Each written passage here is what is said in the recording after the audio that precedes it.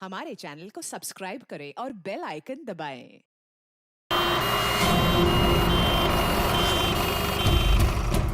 आजा जल्दी आजा। पंकज तुझे कुछ नहीं होगा। पंकज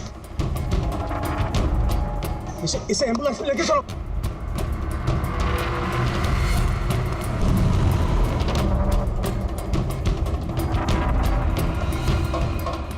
पंकज पंकज तुझे कुछ नहीं होगा। पंकज तारिका ये लो, इससे जहर का पता करो। अगर जहर का पता नहीं चला तो हम एंटीडोट नहीं दे पाएंगे। मेरी बात सुन रहे हो तुम?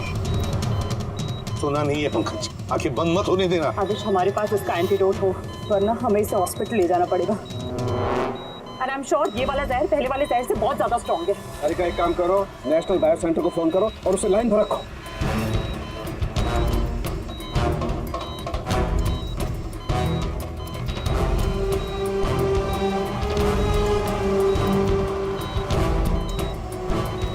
पंकज डोंट वरी, पंकज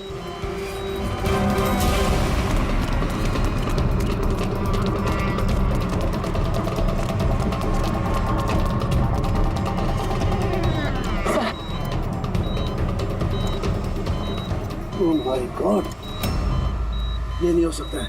और सूत्र तो जहर ही बदल दिया। लेकिन सर हमारे पास इतने सारे एंटीडोट है, कोई ना कोई तो काम करेगा ना। कोई काम नहीं करेगा बॉस, ये पौधे का जहर ही नहीं है, उसने जहर बिल्कुल बदल दिया है। अब क्या होगा सौरभ? करना कुछ यार। पंकज पंकज कीप ब्रीदिंग, सब ठीक हो जाएगा। हाँ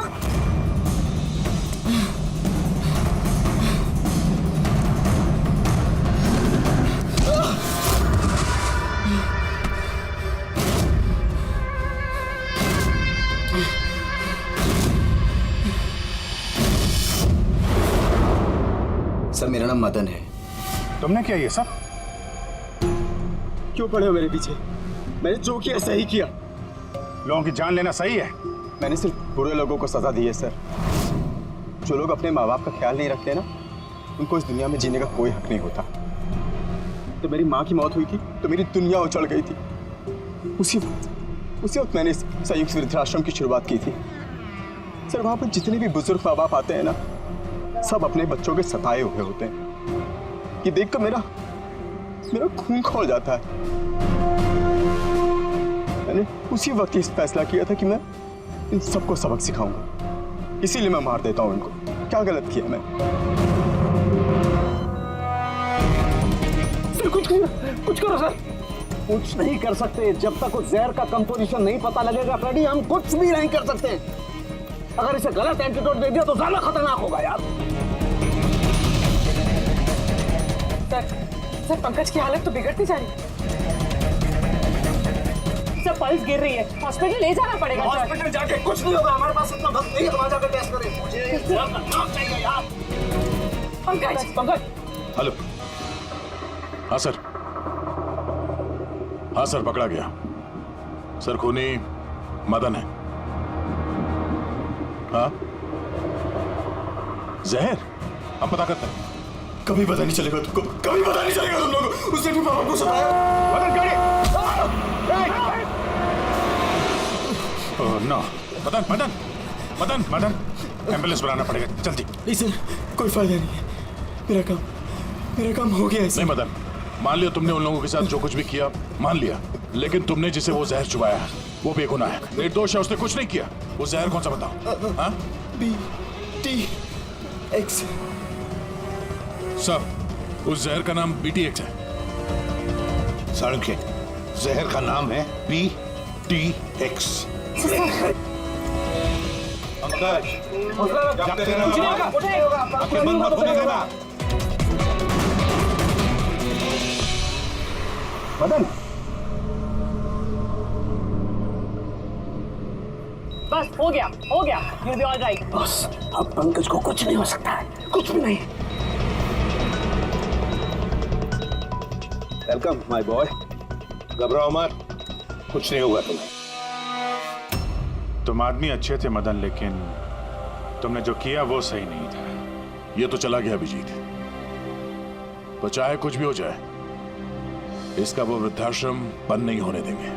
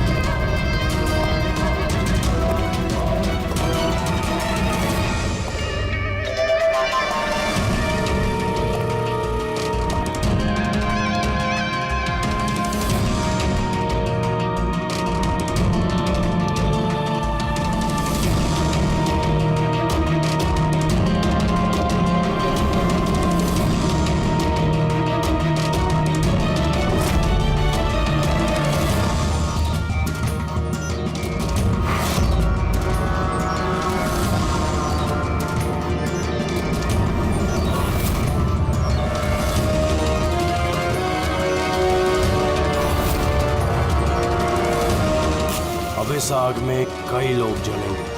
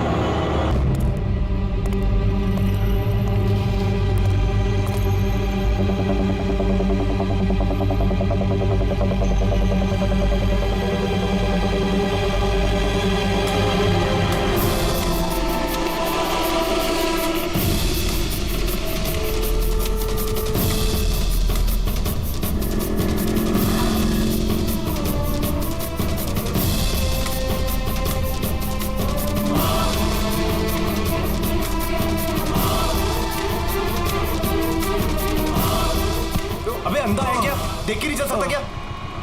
अंधा ही हूँ भाई। अरे अरे भाई सॉरी, मेरी छड़ी, मुझे पता नहीं था। आपको ऐसे नहीं निकलना चाहिए, कहीं चोट लग जाएगी आपको। माफ करिए, पर मुझे ध्यान देना चाहिए। ठीक है, आराम से जाइएगा। जी जी। आप चले जाएंगे या मैं छोड़ के आऊँ? नहीं नहीं, मैं चला जाऊंगा। ठीक है, थैंक यू।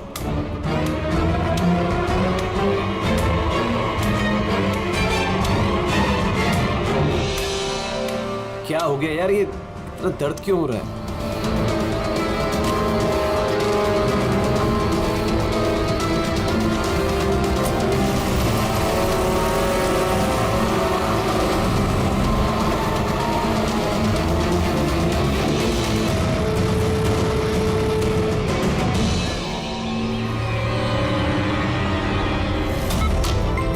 कुछ नहीं होगा रमन, तुम्हें कुछ नहीं होगा। होल्ड ऑन रमन, पैर पकड़ो। डॉक्टर इंजेक्शन, जल्दी फास्ट, क्विकली। डॉक्टर इंजेक्शन दो जल्दी।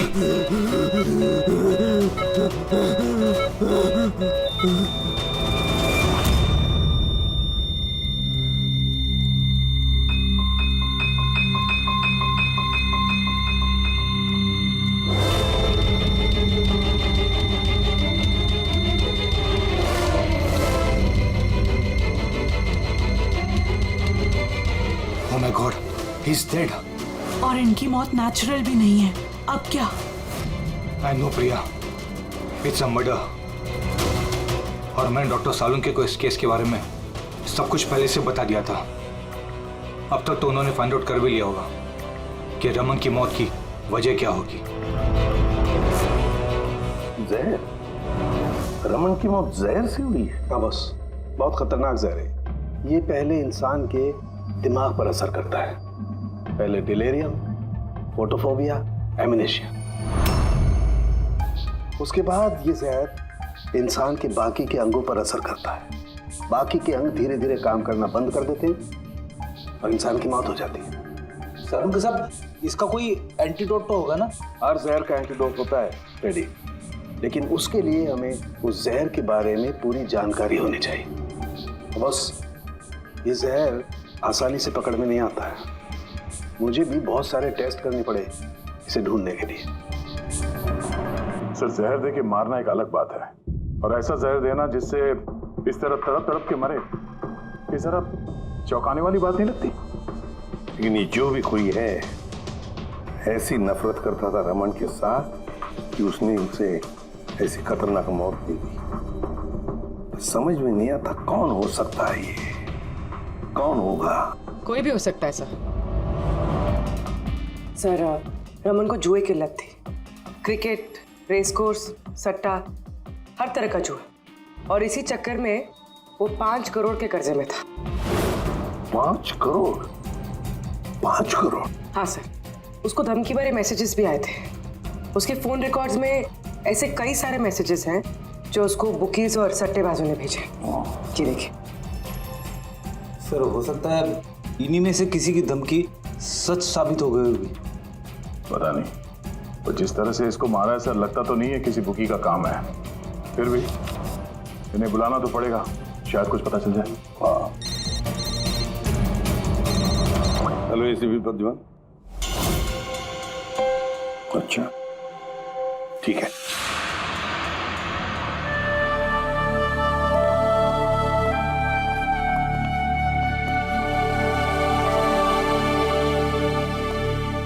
आप रमन का चचेरा भाई हितेन। हितेन, किसी ने रमन का खून कर दिया है। क्या लगता है आपको किसने किया होगा? मुझे नहीं पता सर। सिर्फ बुरे काम का बुरा नतीजा। एक ना एक दिन तो ये सब होना ही था सर।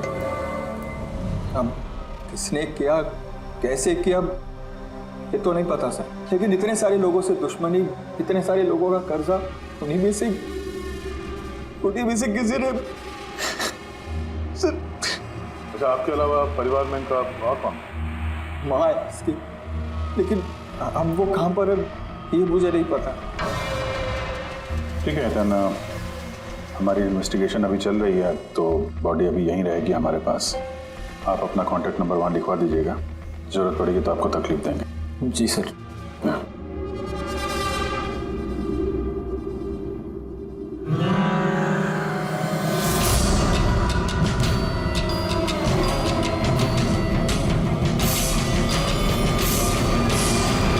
सबका उतना दुखी है नहीं जितना ही दिखा रहा है।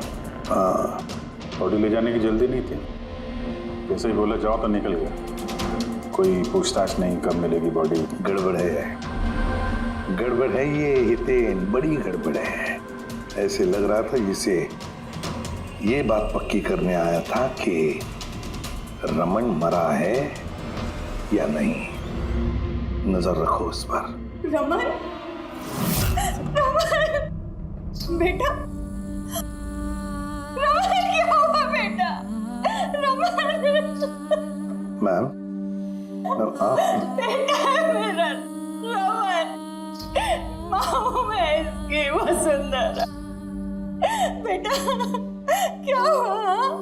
मैं तो तेरा इंतजार करती रही कि तू आएगा और मुझे घर ले जाएगा एक दिन, पर तू तो इतना दूर चला गया बेटा।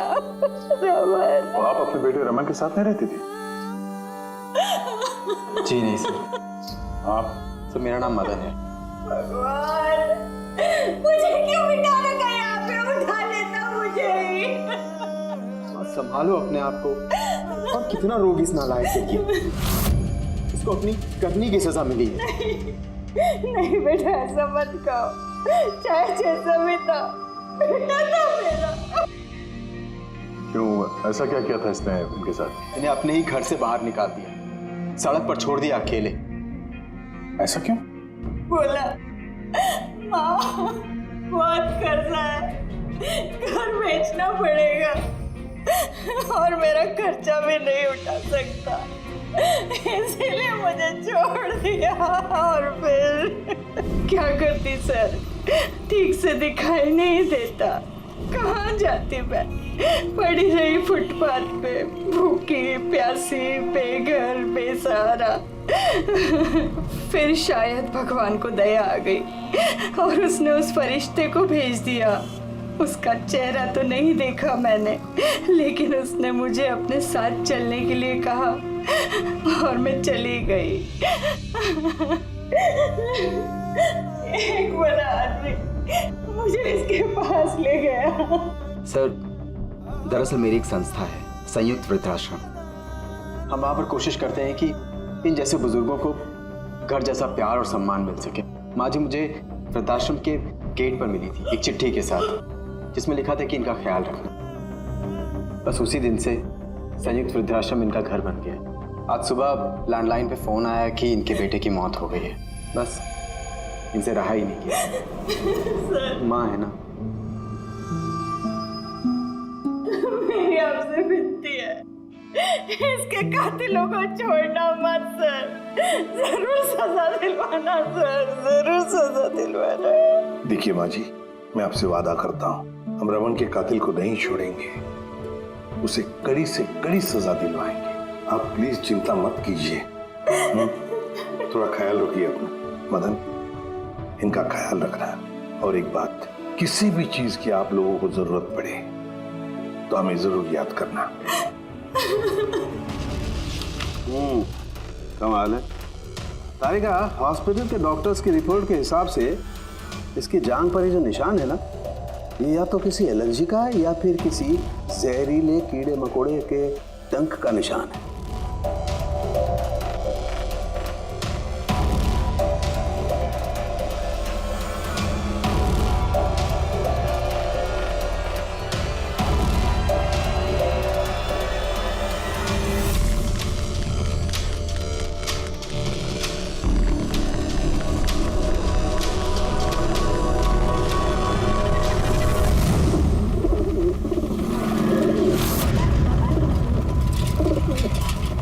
सर, इस हितेन की हरकतें ठीक नहीं लग रही है सर। ऐसे ऐसे लोगों के साथ उसका उठना बैठना है, उस पर शक करना बनता है सर। एक और बात है सर, कुछ समय पहले ये रमन ने उसे अपने घर से निकाल दिया था।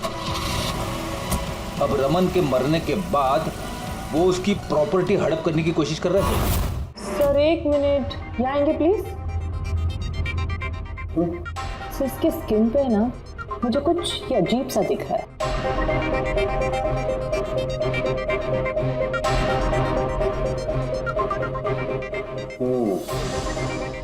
तारिका, ये जो अजीब सी चीज है ना, दरअसल ये पैराफिन है। पैराफिन? मोम। अरे तो इसका मतलब वो जहर इसके थाई में नहीं इंजेक्ट किया गया? किया गया। वो जहर इसकी थाई में ही इंजेक्ट किया। तो फिर ये मोम कहाँ से आया? मोम कहाँ से आया? तारिका, यहाँ से खूनी ने जहर इंजेक्ट किया। दरअसल ये जहर मोम से, पैराफिन से कोटेड था, इसीलिए इसकी इस चमड़ी पर भी और इसके खून में भी हमें पैराफिन मिला है। क्योंकि खूनी नहीं चाहता था कि ये जहर तुरंत इसके शरीर में जाकर के असर दिखाए, इसलिए उसने इसे कोट कर दिया। और ये जो जहर है, इसको माइंड, ये एक बायो पॉइजन है, जैविक जहर। खूनी ने इसे मोम से कोट किया, इसके शरीर में इंजेक्ट किया और फिर इसके शरीर की गर्मी से मोम पिघलने लगा और वो जहर इसके खून में मिलकर के अपना असर दिखाने लगा। मतलब ये जहर किसी लिक्विड फॉर्म में नहीं बल्कि पैलेट यानी छोटी गोली के फॉर्म में इसके शरीर में डाला गया है। एग्जैक्टली।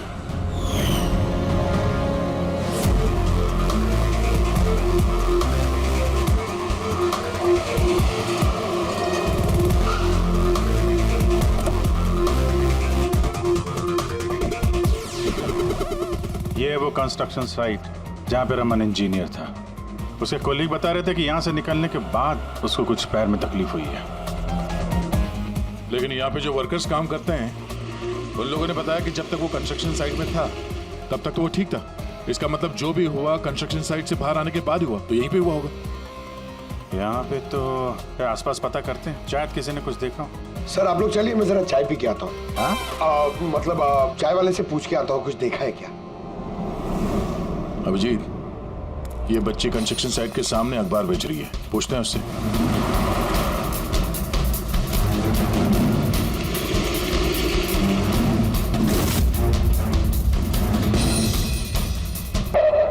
क्या नाम है बेटा आपका? चुटकी। चुटकी।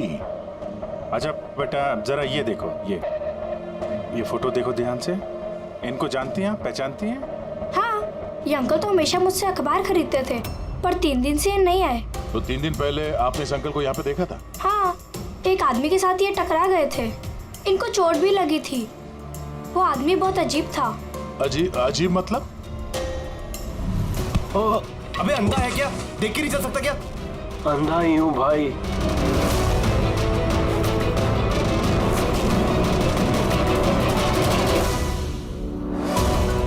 तो क्या हो गया यार, दर्द क्यों हो रहा है?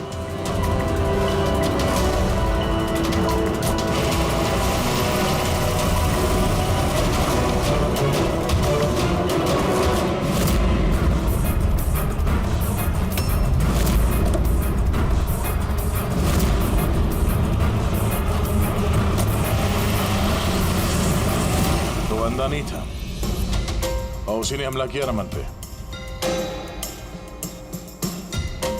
अच्छा बेटा, आप वो जो अंकल थे उनको पहचान सकते हो? देखा था आपने उनको ठीक से? नहीं।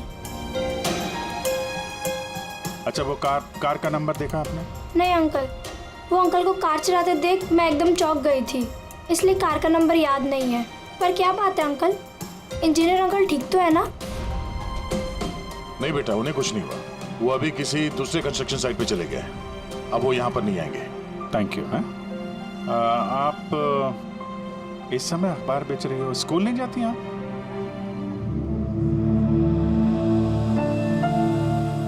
क्या बात है, हैं? स्कूल तो जाना चाहिए।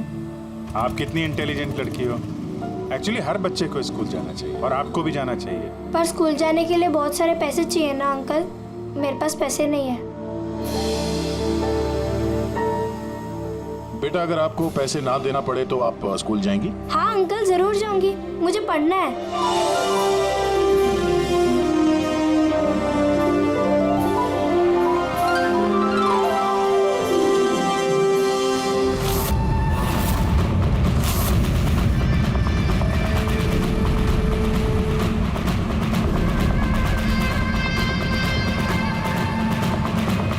समीर, अब तुम्हारी बारी। हाँ बोलो। हाँ यार, तुम्हें एक बार में समझ में नहीं आता है। देखो, मैंने तुम्हें पहले भी कह दिया है कि तुम कुछ भी कर लो, मैं इस खंडहर के लिए एक कौड़ी भी खर्च नहीं करने वाला।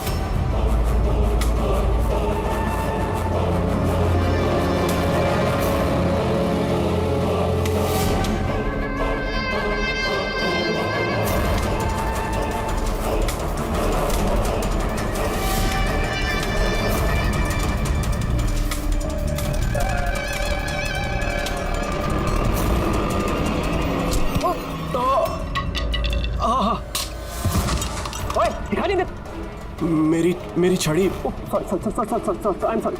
मेरी छड़ी। अब आपको कहीं लगी तो नहीं? आप ठीक है ना? मैं आपको कहीं ड्रॉप कर दूं? नहीं नहीं, मैं ठीक हूँ, मैं चला जाऊंगा। आप ठीक है ना? नहीं, I'm okay। आप संभाल के जाइए। हाँ जी, आप संभाल के जाइए। Okay, thank you.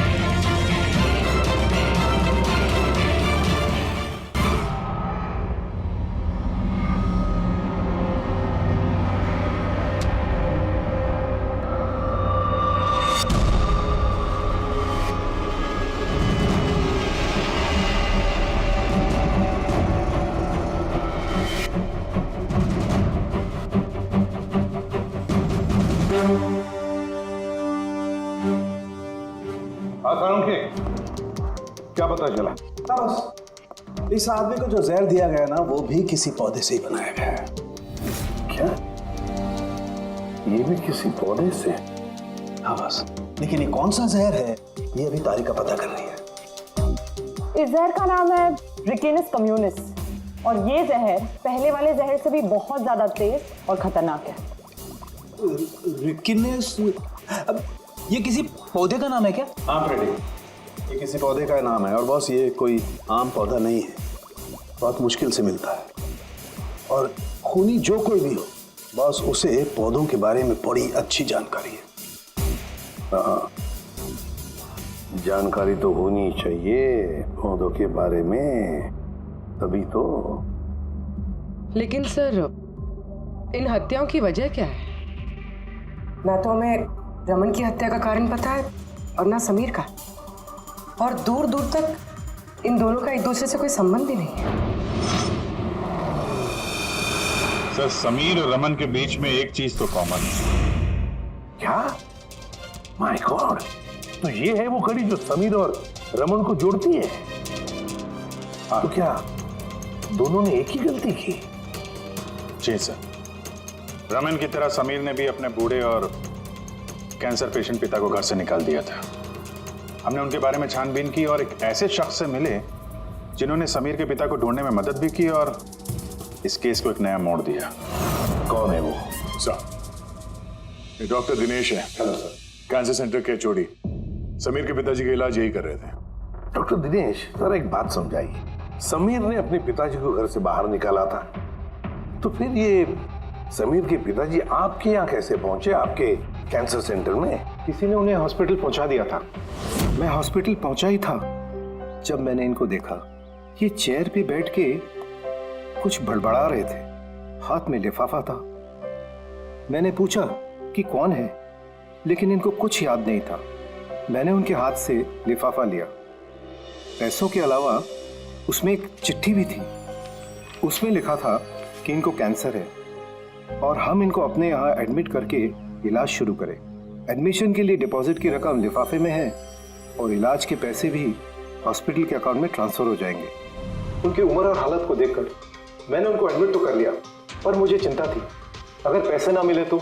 लेकिन भगवान का शुक्र है, अगले ही दिन इलाज के पूरे पैसे 10 लाख रुपए हॉस्पिटल के अकाउंट में ट्रांसफर हो गए थे। 10 लाख रुपए? किसने ट्रांसफर किए? सर 100% खूनी ने दिए होंगे।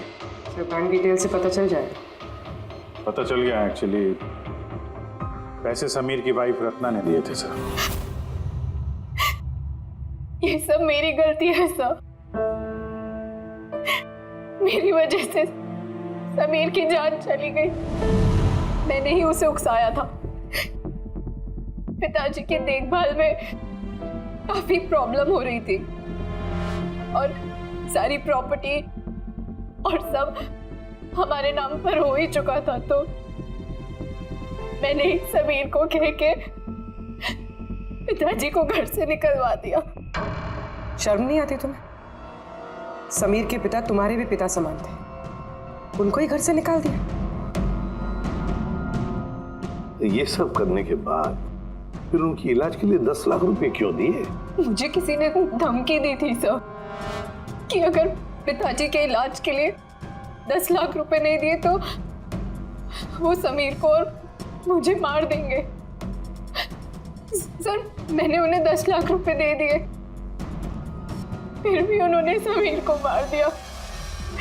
और अभी भी कहा है कि अगर हर महीने पिताजी के इलाज के लिए 50,000 रुपए नहीं दिए तो वो मुझे भी मार देंगे। किसी पे शक है तुम्हें? नहीं। उसके बारे में कुछ याद है? उसकी आवाज, उसका लहजा, कुछ भी? कुछ भी याद नहीं।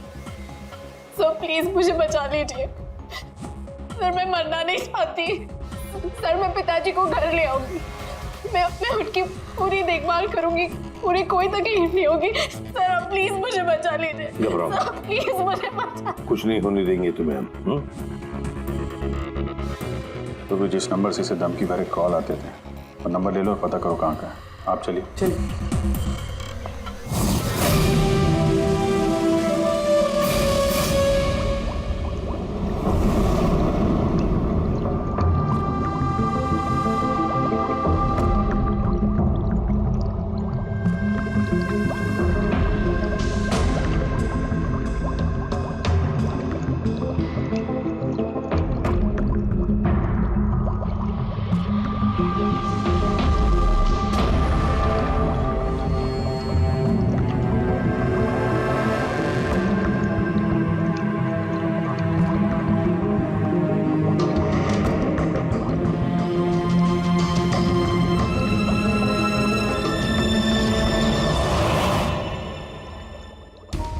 सर हमने इतने सारे एंटीडोट्स बना लिए, लेकिन इसकी क्या गारंटी है कि खूनी इन्हीं में से किसी जहर का इस्तेमाल करेगा?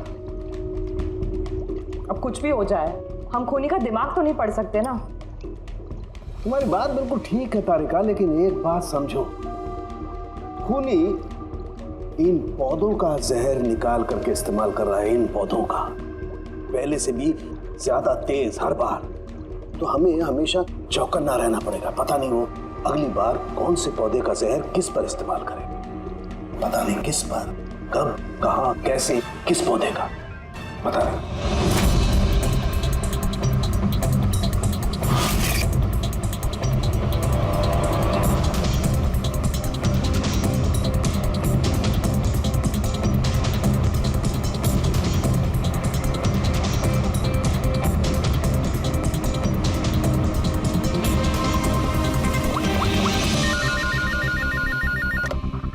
हेलो। हाँ पूर्वी बताओ। सर वो फोन बूथ जहाँ से कातिल ने रत्ना को धमकी भरे कॉल्स किए थे, वो ये भाईंदर रेलवे स्टेशन के पास है। Bhayandar railway station? वहाँ तो बहुत भीड़ भाड़ रहती है। जाहिर सी बात है उसने ब्लाइंड मैन के भेस में तो किया नहीं होगा। बड़ा मुश्किल है पता लगाना। सर किसी को कुछ पता तो नहीं है, लेकिन एक खास बात यह है कि ये कॉल्स सुबह 11 से 12 के बीच किए गए हैं और रेलवे स्टेशन के पास एक बस स्टैंड भी है जहाँ से बस जाती है पुणे। बस स्टैंड भी पास में ही है, तो ट्रेन से भी जा सकता है और बस से भी। चलो कोई बात नहीं, देखते हैं। भाईंदर, इसका मतलब कि खूनी मुंबई से ही है और सिर्फ समीर का खून करने के लिए पुणे गया था। तो पुणे वो ट्रेन से गया होगा या फिर बस से या फिर कोई प्राइवेट गाड़ी या फिर खुद की गाड़ी से। वही तो सर, खूनी को पता था कि हम लोग रत्ना तक पहुंच जाएंगे, पर ये कॉल वाली बात खुलेगी, इसलिए वो हमें गुमराह कर रहा है। सर खेल खेल रहा है हमारे साथ। हाँ, खेल खेल रहा है। मगर सर हम लोग खूनी तक पहुंचेंगे कैसे? हमारे पास उसके खिलाफ तो कोई इंफॉर्मेशन है ही नहीं और हमें ये भी नहीं पता है कि उसका अगला शिकार कौन होने वाला है। पंकज, इससे पहले कि खूनी अपने शिकार तक पहुंचे, हम शिकार उसके सामने डाल देंगे। ये घटना आज सुबह 10 बजे की है। मुंबई के गोरेगांव रेलवे स्टेशन पर एक बुजुर्ग ने रेल के नीचे आकर अपनी जान देने की कोशिश की। वहां मौजूद लोगों ने उन्हें बचा लिया। आइए जानते हैं कि आखिर वो क्या वजह है जिसने एक बुजुर्ग को ये करने पर मजबूर कर दिया। क्यों पकड़ के रखा हुआ? छोड़ दो मुझे, मैं नहीं जीना चाहता हूँ। क्या करूँगा मैं जी करके? लेकिन आपके साथ हुआ क्या है? आखिर आप क्यों मरना चाहते हैं? क्या हुआ? तेरे साथ क्या हुआ? मुझे मेरे एकलौते बेटे ने घर से बाहर निकाल दिया धक्के दे करके। मैंने अपने बच्चे को इतने प्यार से पाला पोसा और उसने मुझे घर से बाहर निकाल दिया। ये तो बड़े दुख की बात है। आखिर क्या हो गया हमारी आजकल की पीढ़ी को? आपका बेटा करता क्या है? क्या करता है? स्कूल जाता है। टीचर है? नहीं, पढ़ता है, स्कूल में पढ़ता है। अभी 8 साल का ही तो है। जी क्या कहा आपने? क्या कहा? आपका बेटा कितने साल का है? कितने साल का है? आपने कहा 8 साल का है। मेरा बेटा 8 साल का है, उसने मुझे घर से बाहर निकाल दिया। मर जाऊंगा मेरे। सुना आपने? इनका दावा है कि इनके 8 साल के बेटे ने इनको घर से बाहर निकाल दिया। आखिर क्या वजह है? कौन है ये 8 साल का बच्चा? रेल की पटरी पर जान देने की कोशिश करने वाले बुजुर्ग के 8 साल के बेटे का पता चल गया है। वो दरअसल 33 साल का सॉफ्टवेयर इंजीनियर है। बुजुर्ग की दिमागी हालत ठीक नहीं है, इसलिए अब भी वो उसे 8 साल का बच्चा ही समझते हैं। उनका बेटा अमेरिका में रहता है और उसने उन्हें घर से बाहर निकाल दिया है। उसके बाद ही बुजुर्गों ने अपनी जान देने की कोशिश की। आइए उनके बेटे से ही पूछते कि उन्होंने आखिर ऐसा क्यों किया। सर एक सवाल सर, क्या ये सच है कि आपने अपने पिताजी को घर से बाहर निकाल दिया है? हाँ ये सच है। सर आखिर आपने ऐसा क्यों किया? आपको एक बार भी बुरा नहीं लगा? हाँ निकाला मैंने और बुरा भी नहीं लगा। आप जानते हैं इनको? आपने कभी झेला इनको अल्जाइमर्स की बीमारी है। मैं पागल हो गया उनका ख्याल रखते रखते। मेरी खुद की एक लाइफ है, मेरी वाइफ है, मेरी फैमिली है। मैं क्या करूं? कब तक पैसे दे के इनका ट्रीटमेंट का काम कराते रहूं? मैं पैसे नहीं मेरे पास, सब खत्म हो गया। अरे यहाँ से, अरे छोड़ दो मेरा पीछा, मेरे दूर चले जाओ मुझसे। परेशान हो गया आपसे मैं। ये तमाशा देखो खड़ा कर दिया। खुश हो गए? चले जाओ, मुझे छोड़ गए यार। सर कभी आप भी तो छोटे थे ना। इन्होंने आपको पाल पोस के बड़ा किया, इस लायक बनाया, और आपने इन्हें घर से ही बाहर निकाल दिया। तुमको बहुत प्यार आ रहा है? हाँ? जा अडॉप्ट कर ले जाके। दिमाग खराब मत करो मेरा। तुमको जो करना था ना तुमने आके कर लिया बवाल खड़ा। प्यार भी मिल गई ना तुमको, पैसे कमा लिए ना, हटो यहाँ से। तो देखा आपने कि किस तरह एक लड़के ने अपने बाप को घर से बाहर निकाल दिया। अब ये बेचारे बुजुर्ग कहाँ जाएंगे, किसके सहारे जिएंगे? इन्होंने अपनी सारी पूंजी अपने लड़के पे लगा दी और आज इनके लड़के ने इनको घर से बाहर निकाल दिया।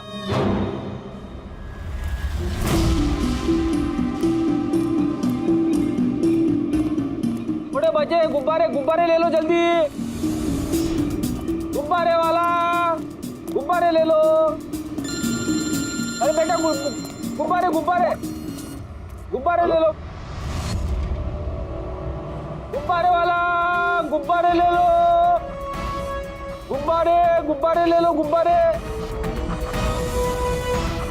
गुब्बारे ले लो बेटा, गुब्बारे गुब्बारे ले लो, गुब्बारे गुब्बारे वाला गुब्बारे गुब्बारे ले लो।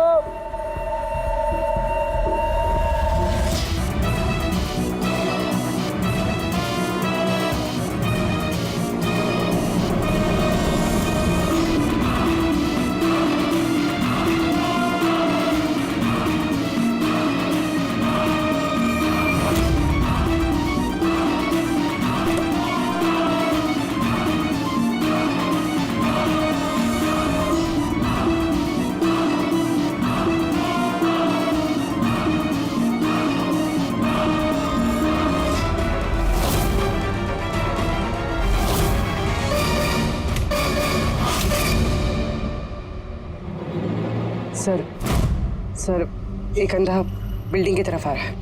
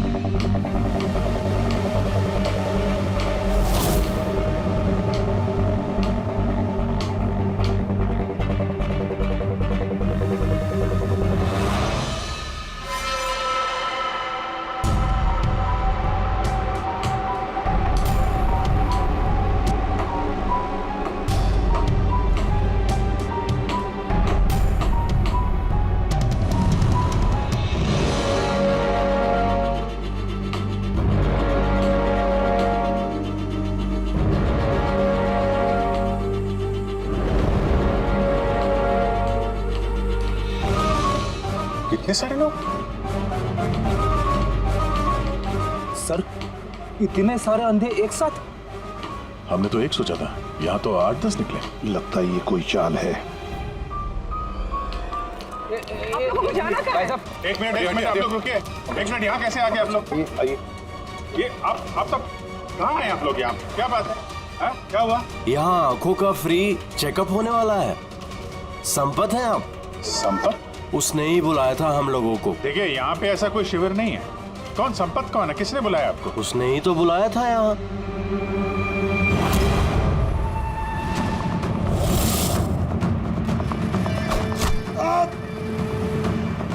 पंकज पंकज पंकज क्या हुआ? पंकज वो रहा, पकड़ो उसे, छोड़ना नहीं।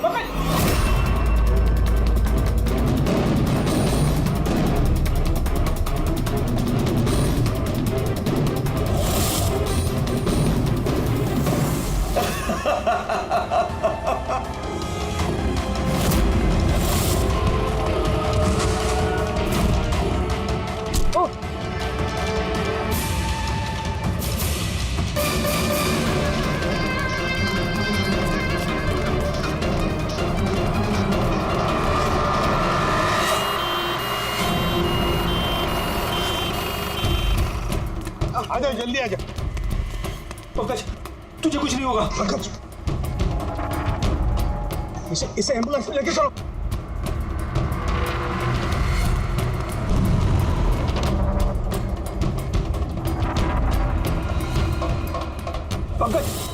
पंकज तुझे कुछ नहीं होगा। पंकज, तारिका ये लो, इससे जहर का पता करो। अगर जहर का पता नहीं चला तो हम एंटीडोट नहीं दे पाएंगे। सुन रहे हो तुम? सुना नहीं है पंकज, आंखें बंद मत होने देना। आदिश, हमारे पास इसका एंटीडोट हो, वरना हमें इसे हॉस्पिटल ले जाना पड़ेगा। एंड आई एम श्योर ये वाला जहर पहले वाले जहर से बहुत ज्यादा स्ट्रॉन्ग है। तारिका एक काम करो, नेशनल बायो सेंटर को फोन करो और उसे लाइन पर रखो।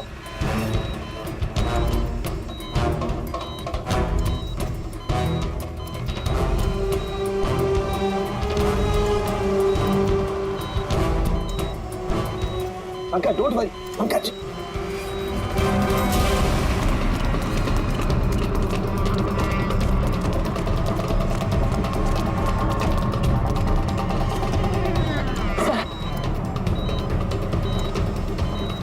ओह माय गॉड, ये नहीं हो सकता है। और सूत्र तो जहर ही बदल दिया। लेकिन सर हमारे पास इतने सारे एंटीडोट्स है, कोई ना कोई तो काम करेगा ना। कोई काम नहीं करेगा बॉस, ये पौधे का जहर ही नहीं है, उसने जहर बिल्कुल बदल दिया है। अब क्या होगा सारुण के? करना कुछ यार। पंकज की ब्रीदिंग, सब ठीक हो जाएगा। हाँ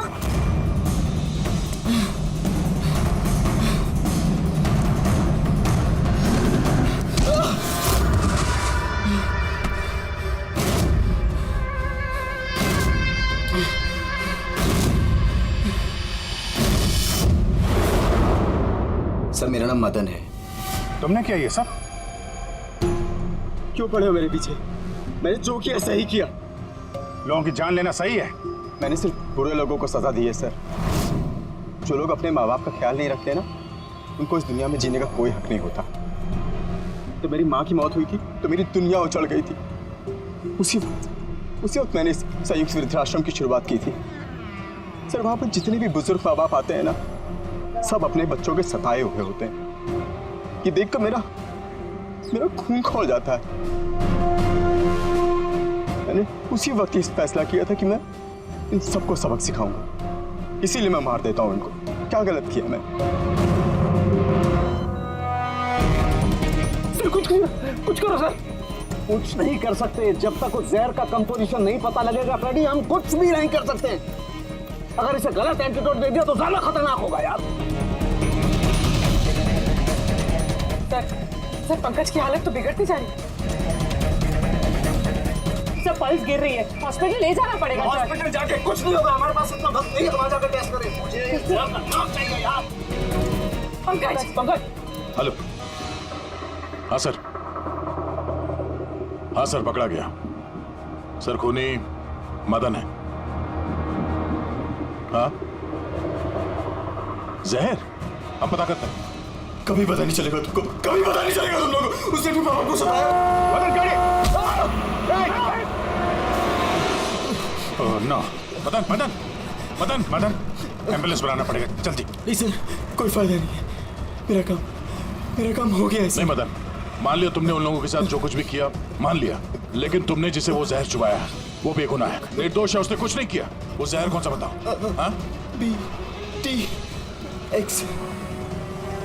सब उस जहर का नाम BTX है। सारुण के जहर का नाम है BTX। पंकज, मत होने देना। मदन, बस हो गया। You'll be all right। बस अब पंकज को कुछ नहीं हो सकता है, कुछ भी नहीं। Welcome my boy. घबराओ मत, कुछ नहीं होगा तुम्हें। तुम आदमी अच्छे थे मदन, लेकिन तुमने जो किया वो सही नहीं था। ये तो चला गया अभिजीत, पर चाहे कुछ भी हो जाए, इसका वो वृद्धाश्रम बंद नहीं होने देंगे।